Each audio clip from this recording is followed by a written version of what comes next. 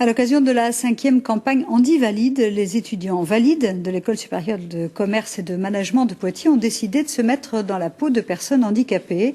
Ils ont pu effectuer un certain nombre d'activités, pas toujours faciles, comme un parcours en fauteuil roulant ou bien encore la découverte de la langue des signes. Reportage de Johan Dorion et Philippe Tanger. Ah d'accord, à chaque fois il est comme ça. Exactement. Ok. Voilà. Et donc tu vas saisir mon épaule, tout simplement. Que ressent-on lorsqu'on se déplace et qu'on ne voit absolument plus rien, ou qu'on ne puisse plus avoir l'usage de ses deux jambes? En se mettant dans la peau de personnes en situation de handicap, ces étudiants ont pu en partie trouver les réponses à ces questions. Et constater à quel point dans la société actuelle, les infrastructures ne sont pas adaptées aux handicapés. Là on fait vraiment l'expérience, donc ça c'est vraiment bien quoi.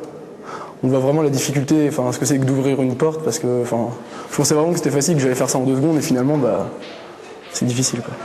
Pour les valides, difficile de comprendre le sens du mot handicap lorsque l'on n'y est pas confronté. D'où l'intérêt de ces ateliers pour apprendre à ressentir cette émotion. Et comme pour la découverte d'une langue étrangère, on commence là aussi par le b.a.-ba. Tu peux m'expliquer un petit peu ce que tu fais là? J'apprends à dire bonjour, je m'appelle Claire.